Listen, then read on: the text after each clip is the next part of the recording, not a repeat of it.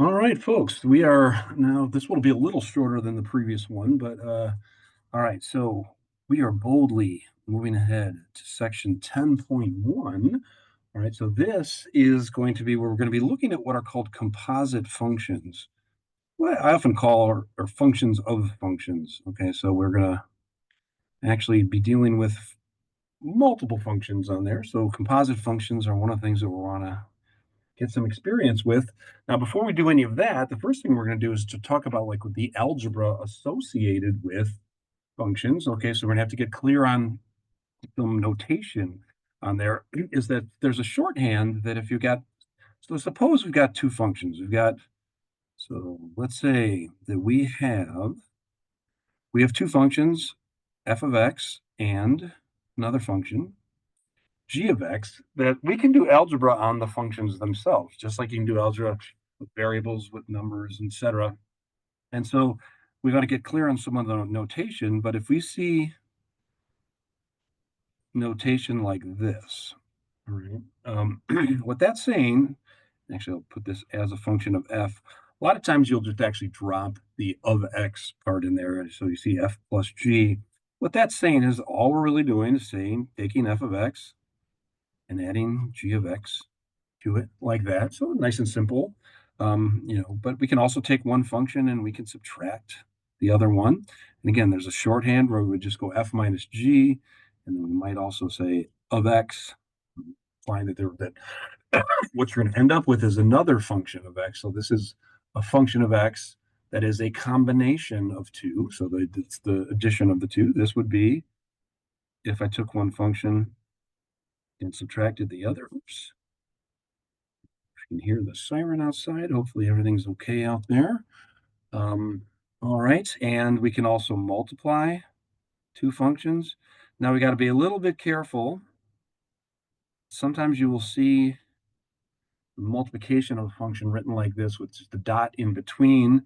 And so you also sometimes see it like this, where it's f times g. That can be, and we're going to see that the dot can be confusing because of something we're going to do later called composites. The x can be a little confusing sometimes too, because we've got that x could be confused with that x, where that's just times. But if we take one function and multiply it by the other, that's what we're talking about. We've got to be clear what we're talking about um, with our symbolism here, right? But we've done things like that. We've taken one function and multiplied it by another. A whole lot of that stuff when we're doing all those rational expressions. Um, and so then one last thing is that we could take two functions and we could divide them. And so sometimes you'll see it written like this, f over g, like that. Or you might see it written like this, like so. And all that means is that I'm taking f of x and dividing it by g of x. Again, so these two, these ones we've seen combinations of take one function, add it to another. And we were actually just recently doing a lot of this stuff where you take one multiplied by the other, take one divide by the other, when we were doing all those rational expressions. Okay, so let's put this in action. Let's do a couple of examples each. And so let's take a look at what if we have, or let's do an example of each. And then suppose we had a function. So I'll put a little line here. So now I'm starting an example. Okay, so suppose I had this function here. F of x is 3x minus 2. Okay, so now that is a line, right? Slope 3, intercept negative 2. And then I'm going to add to it, or to have in addition to it, I am going to add, but first phrase it is, in addition, I have one that is a quadratic, one that's 2x cubed squared plus 3x. So I've got an x squared. This would graph as a line. This would graph as a parabola. And so if I were to add the two functions, it is nice and simple. Add the two functions up. And what do? I take my 3x minus 2, and that is going to be plus 2x squared plus 3x. All right, like so. And so I could do a little combining of these terms. And so the 3x's would combine and I'll just do it in its typical order where I put everything. Start with the highest order term, x squared, then the three x's combine to 6x, and I subtract off 2. And one of the things we often ask in these is what is the domain of once I've done the composite function? And the domain of this is all reals. There's no values of x where I can get myself in trouble. So if I were to ask about, well, what's the domain, I would say all real numbers like that. And then let's actually then evaluate it at a particular number. So let's go, what if we were to say, well, what is f plus g of 5, like that? And we would say, oh, so just like you do with any other function, just because it's added two functions in here, or wherever there's an x, we're going to plug in a 5. All right. And that should give me 50 plus 30 minus 2. That is going to give me 78. All right. So let's take that same couple of functions and let's, instead of adding, let's subtract them. All right. So it's the same two. All right. So f minus g of x. And that's going to be, all right, so 3x minus 2, f of x. Now here we got to be careful because that negative sign there carries through to all of the terms that are in there. Something you always want to be conscious of. So that is going to be minus 2x squared and then minus 3x. There's always a tendency to want to just forget about that and make that a plus. That negative sign gets distributed to both of those terms. All right, so when all is said and done on this one, I'm going to combine some like terms. Oh, the 3x is actually going to cancel out. And I am going to end up with a negative 2x squared minus 2. I could factor out a negative if I wanted to. I'm just going to leave it as negative 2x squared minus 2. And again, if we were going to say, okay, well, what domain, what's allowed with this, we would say, all right, this is also going to be all real numbers. Just notice, so all reals. Notice that there isn't a value of x. There's no denominator. There's only implied 1 as a denominator. There's no x in the denominators. There's no way to make the denominator 0. Right? So that is all allowed values. And then if I were to do this for a particular value and say, okay, well, let me evaluate f minus g and do it at x equals negative 9, same idea. I've got my function that is the difference of the two. And so my resultant function here, all I do is say, all right, negative 2. I'm going to plug in negative 9. Now we got to be careful. That is the whole negative 9 squared. So that's going to give me a positive 81. Then I got to subtract off 2. So the negative 9 squared will be positive 81. Then times 2, that's going to be then negative 162 because that negative is going to survive.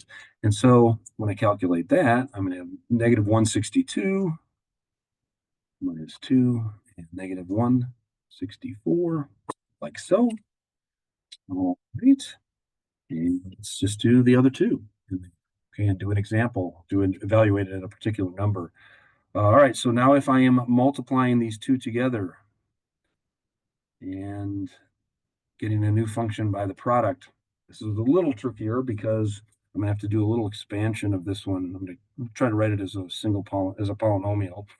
And so I'm gonna have to do a little foiling of this, like that as a verb. All right, so 2x squared plus 3x. Now, I could claim that I'm done. I'm going to do a little simplification or do a little multiplication through. So I would do first, outer, inner, last. And so first is going to give me 6x cubed. Outer is going to give me 9x squared. Inner is going to give me negative 4x squared. And last is going to give me negative 6x. So if I just do a little combining of like terms, except did I say x cubed? I wrote x squared. Right, so 3 times 2, x times x squared. There we go, 6x cubed. That looks a little better. All right, so 6x cubed can't combine with anybody, but these two are like terms. So the 9x squared and the negative 4x squared are going to combine. to make 5x squared. And there I go.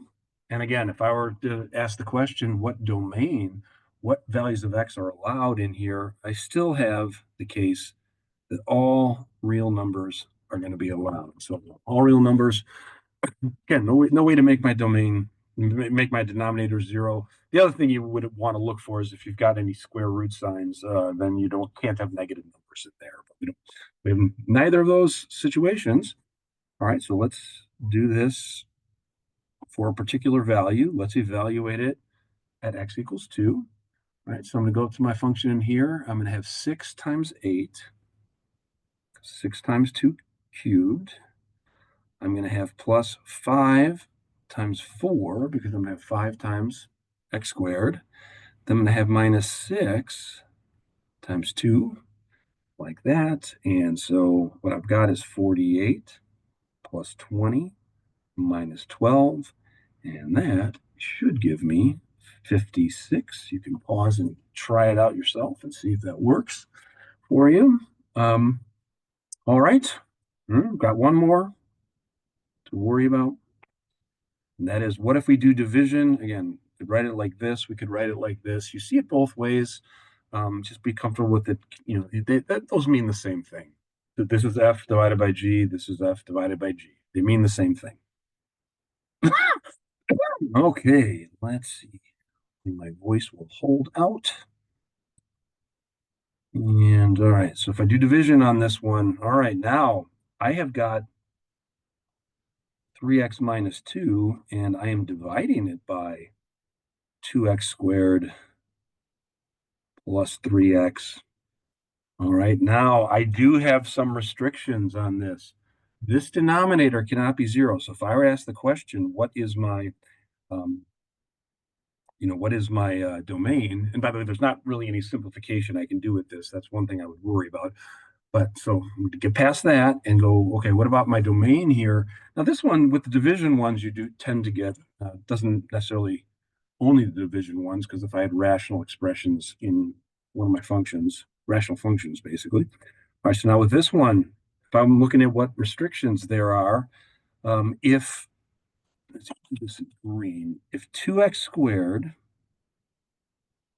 plus 3x is 0, what I'm going to say is that can't be 0, right? And so now what that means in terms of my numbers, all right, so if I'm going to factor out an x from all of this, and I'm going to go, okay, so I've got two terms, 2x plus 3. That whole thing can't be 0. And so what that does in terms of my restrictions is that x can't be 0 and x cannot be negative 3 halves. So I just said, okay, well, 0 can't be 0, or the 2x plus 3, that can't be 0. And the way that if this were 0, x would be negative 3 halves. So those are restricted. All right. And so for fun, let's evaluate our function at x equals 0. I could plug in anything, any number in there. And if we plug this in, we'd go, oh, wait a second. Nope, that is undefined, does not exist. So I can't actually evaluate my function at 0. But you can imagine I could take any other number, well, besides negative 3 halves. But I could go in here and plug in 1, and I have 3 minus 2 on the top, and I'd have 2 plus 3 on the bottom. All right, that would work. That'd be one that we could find. All right. So I keep having the urge to go, does anybody have any questions? And then, hey, Nick, this is a video you're recording for the class. They are not here with you. Okay. All right. So now, okay, so that was what we would call the algebra of functions. Taking them, doing algebraic operations, doing mathematical operations associated with two different functions: addition, subtraction, multiplication, and division. All right. So then now we got to actually get to the heart of the issue in this idea of composite functions. So I didn't actually get to that yet, even though I said, okay, that's the name of the section, and it is the name of the section. All right, so with this one, we got to make sure we understand what we mean. And this is the place where I want to claim the way I think of this, and the way a lot of people is that these are functions of functions. See what we mean by that. All right, so now the symbolism for that is that if I were to write one of the ways to write this in terms of the symbolism is that if I were to do f of g of x, all right, and so this is what is called nested parentheses, and so you got one function nested inside the other. That's one way of writing this. We'll see what we mean in terms of the concept in there. So this is what is called the nested parentheses, where so what you're basically doing is anywhere. So for your function f, anywhere there is an x, you would put in the function g, and then there is another notation which is often called the text notation. And this is, I don't know, let me pull this one back. It's a nice thing about not having to erase the board. When sometimes people put a little times, they'll put a dot. You'll see that a lot of textbooks. Put that dot there. This is just a little dot. This is where it can get confusing, is that this idea right here, this composite function, this function of a function, this one where one function is nested inside the other, an equivalent and faster way of writing it is that now this is not a dot. That is a open circle. And if I have this, looks like fog, all right, hopefully it doesn't make you feel foggy. But that open circle in front of it, these two are the same. And this is often what is called the text notation. Um,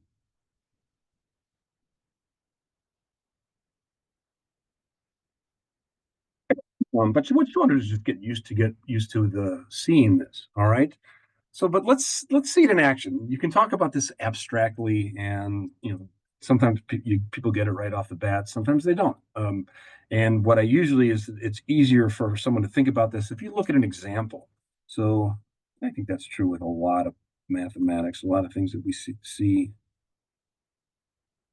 every day in our Math 107 class. All right, so let's let f of x equal x squared, the standard parabola. Let's let g of x be a linear function that's not too complicated, basically a binomial, x minus 2, that.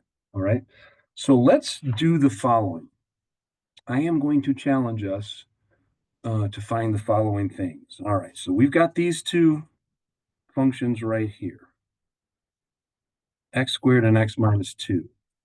Let's challenge ourselves in.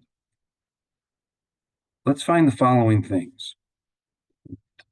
Let's find, first of all, let's find f g, and let's do it f of g of x. Let's find f of g. Oops, I don't need that parentheses there, of 2. And then I'm going to do negative, then I'm going to do g of f of x, and I'm going to do g f, oops, g f. What was I going to do? Oh, negative 1, and also 2. All right. So I'm going to find f as a function of g as a function of x, and I'm going to then evaluate it at x equals 2, and oops, and I didn't actually didn't write the next one. Sorry about that, folks. All right, so I'm going to add in here negative 1. All right, so let's go through this one by one. All right, so let's first go with, and actually I'll do the first part in green. If we wanted to know f as a function of g as a function of x, f of g of x. All right, this is a composite function. It's a function that is built out of another function. This function has another function nested inside. All we would do, we'd look at f of x. F of x is x squared. Anywhere there's an x, we will plug in g. So it is going to look like, oops, I meant to do that all in green. I grabbed my blue pen there. All right, so this is f of g of x, because notice wherever there was an x in f, I plugged in g, which is x minus 2. Okay, so let's now evaluate it at a couple of different numbers. All right, so if we wanted to know what f, so this next one, f of g of 2, same idea. I now have this in this function. Oh, I just go back to that function, and anywhere there is an x, I am going to plug in 2. That's not too bad. All right. 2 minus 2 squared, 0. Okay. Exciting. Maybe, maybe not. All right. So there was got our first one done. The first number we're evaluating. Now let's plug in for a different value of x. Let's go with negative 1. All right. So x minus 2. All right. So what do we got here? Negative 1 minus 2 squared. All right. That is going to be negative 3 squared. All right. And so then, what do we got here? 9. Okay. All right. Now let's do, okay, so I did f of g of x, I did f of g of 2, I did f of g of negative 1. And so now let's worry about, what if we reverse things? What if we flip it around? I'm going to do g of x. I'm also going to do negative 1. I'm also going to do 2 for my values of x. And so let's see. All right, so g, one thing you might wonder is f of g going to end up being the same thing as g of x? Let's take a look. All right. So g of x is x minus 2. So if I were to do g of f of x, anywhere there's an x in g, I'm going to plug in f, which is x squared. So that is going to be, so here's my x. I'm going to put there is x squared minus 2. All right, so these two are different. If you were to expand this out in terms of FOIL, you're not going to have x squared minus 2. These are actually different functions. So these composite functions, to really do it, you do have to think about which one is coming first in here. Okay, so maybe surprising, maybe not too surprising. All right, so let's go ahead and evaluate at our values. For fun, I'll go ahead and down here I wrote as negative 1 and 2. I'll go ahead and do 2 first. I did 2 first up there, but that was basically because I forgot to write the negative 1 down there. Right, but nonetheless, I'm going to do 4 minus 2 because 2 squared. And so I'm going to get 2. And if I do the same with negative 1, all right, I'm going to have negative 1 squared. I'll belabor that one a little bit. It's got to be careful. Oh, wait, it's not negative. This is not going to be negative 1. It's going to be positive 1 because the whole thing is squared. So basically going to have 1 minus 2, and I should end up with negative 1 like that. All right. So now again, what's the main issue here? What's the main thing that we're learning? And that is we are taking functions of functions, which we call composite functions. One is composed from the other. So composite functions. And so we have to look at what the functionality is. And if we were doing f of g, we would go to f, and we would, anywhere there was an x, we'd plug in the function for g, and then vice versa, g of x, we would say, okay, now let's go to g, and anywhere there's an x in g, we're going to plug in the function that f is, like so. All right. And so, all right, so let's do one that's a little bit trickier. And all right, so what if we had, said this one is going to be a little bit shorter, but it's a lot more straightforward.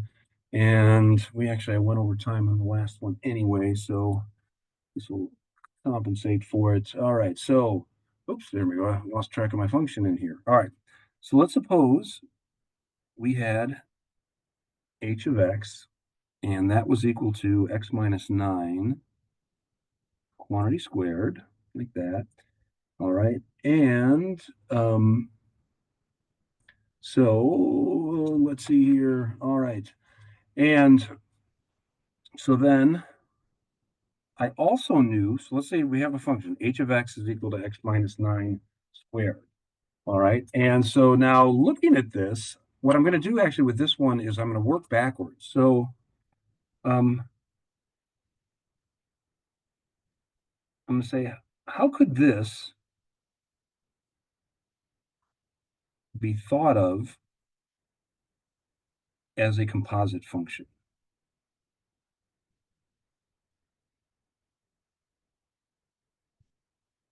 So in the first case, first examples that I did, to show us, I said, okay, let me just tell you what the two functions are, and I'm going to tell you what the composite is. All right, or I'm going to tell you so we found f of g, we found g of f, knowing what g and f were at the start. Here's what I'm going to do. I'm going to start with the ending function here, and I'm going to work backwards. And because it's also a good skill to be able to look and notice what kind of composite function you have. And actually, in my calculus class, when we were doing that was about a month ago, one of the exercises that we were doing over and over and over again, basically the calculus students had to get very, very good at recognizing these composite functions. So when you look at this, you could say, oh, wait a second, I think I could see how this is two functions put together, um, two functions posed one from the other. All right, now looking at this, notice that I've got something squared. It's not just a plain old x squared, it is an x minus 9. All right, and so if I were to look at this and say, well, I could imagine a function of that thing that's inside, then that's x minus 9. And I have got something squared. I could also imagine a function of x squared.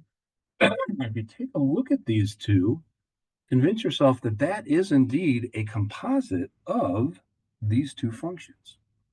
All right. And so then the question I would add, first of all, just look at that and say, okay, wait a second. Oh, inside there is an x minus 9. All right. That's a function. That's actually a linear function. All right. Here I've got this something squared. All right. So something squared. Oh, that's like an x squared function. And so looking at this, I should be able to take these two together and I should be able to figure out what this is as a composition of these two. Um, Looking at it as a composite function, all right, now I am going to claim that h of x is going to be equal to, all right, it is going to be f of g of x, like that. And let's check that.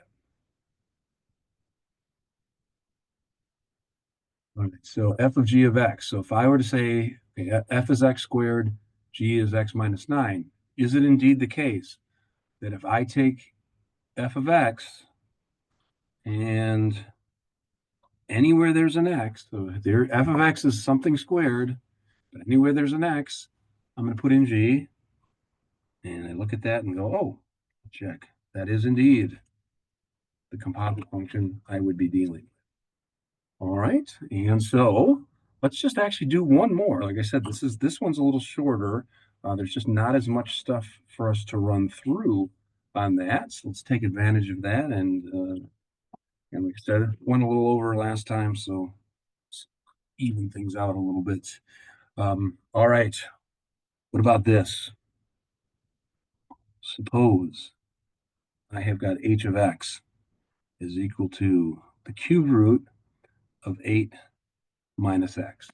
And again, I want to look at this as a composite of two different functions. Now, similar idea to what I had over here. Here I had a function x minus 9 squared. Here I have a function 8 minus x, of which I am taking the cubed root of that. Right? So taking the cubed root of a function 8 minus x. Okay, wait a second. All right. So what this jumps out at me as saying is that what if I were to say one of those functions is going to be just the 8 minus x. Right? So inside this cube root sign, there is a function 8 minus x. I'm going to call that g. Right? Then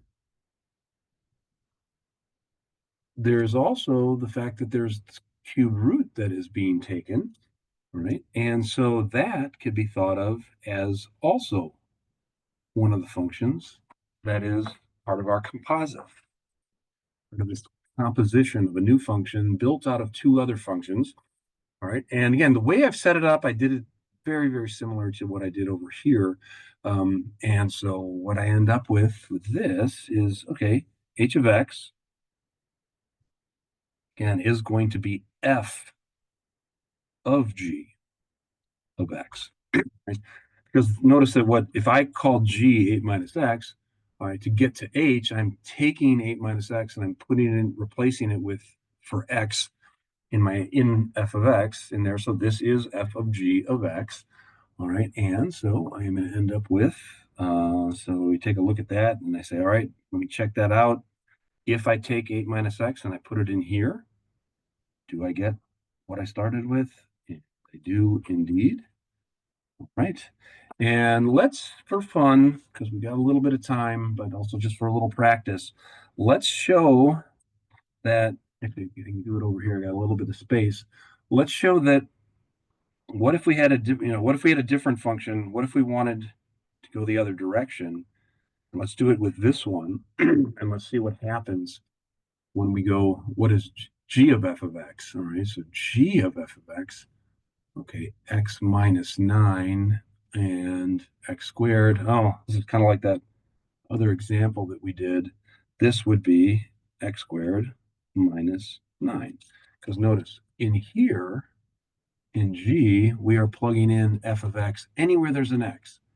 Where there was an x, it was the x minus 9, but I'm putting in f of x minus 9. All right, and let's do the same thing over here.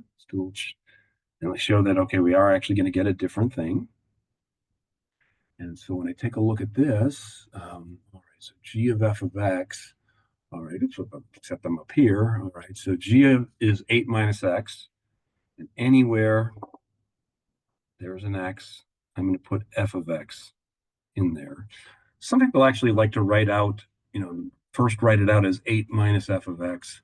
They sometimes like to write out this one and say, okay, well, x, that you've got, so this one you've got x squared, and you say, okay, let me write g of x squared and kind of go with that. But you can, that's not a terrible thing to do. It's a little more writing, but it also can make things a little clearer sometimes in there. All right, so that is actually the long and short of composite functions. But we are going to then, next thing that we're going to do, we're going to stay in section 10.1, and we're going to start talking about inverse functions. And we're going to have to talk about a concept called one-to-one functions. All right, and so I'm going to end here, and we'll see you in class.